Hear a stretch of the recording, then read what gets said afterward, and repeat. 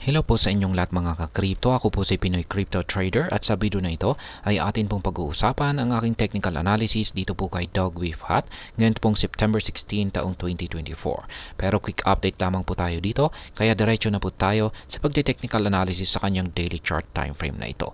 At ayan po yung aking previous technical analysis or mga projections dito sa magiging galaw ni Dog with Hat. At ayan, nasabi ko po rito na kung siya ay makakaranas ng rejection dito, ayan ay ito po ay babagsak at magpapatuloy sa kanyang nararanasang consolidation. Ayan. Sapagkat ayan, matibay po yung support zone natin dito. Isa po itong support zone. At hindi po ito basta-basta mababasag ni Dog with Hat kasi support zone po 'yan. At ayan, habang siya po ay nakakaranas ng rejection dito sa ating resistance line dito at saka support zone dito sa ibaba, ay magpapatuloy lamang po ito sa kanyang nararanasang consolidation. Kaya ayan pa rin po.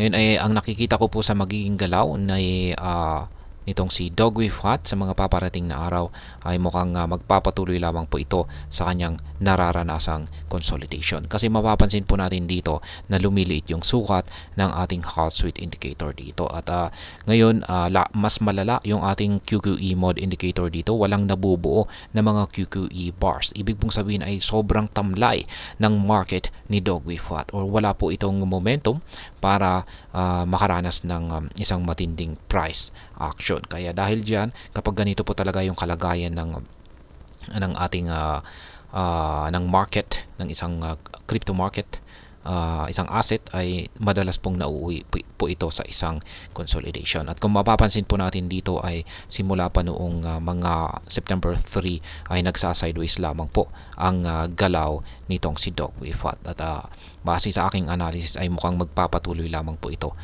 At hanggang sa umabot po siya rito sa siguro dito sa upper portion ng ating pattern na ito at saka support zone natin dito hanggang sa maipit po siya dito. Yan, hanggang sa ayan kung saan ay wala po siyang mapagpipilian kundi ang makaranas ng breakout. Kaya ayan.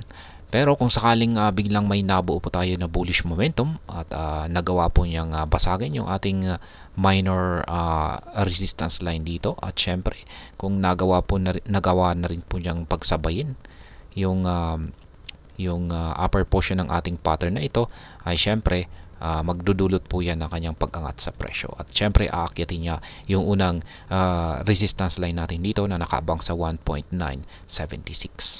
Kaya yan, pero sa tingin ko po ay hindi po basta-basta mababasag ni Dog with Hat ito kasi halos magkatabi po yan na dalawang resistance. Kaya ayan, kakailanganin po talaga niya ng matinding bullish momentum.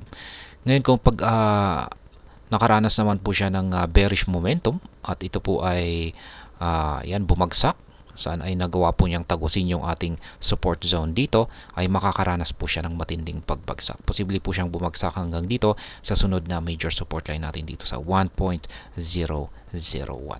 Pero sa mga projections na ito ay nananatili pa rin po na ang aking nakikita na magiging galaw ni Dog with Hat sa mga paparating na araw ay magpapatuloy lamang po ito sa kanyang consolidation.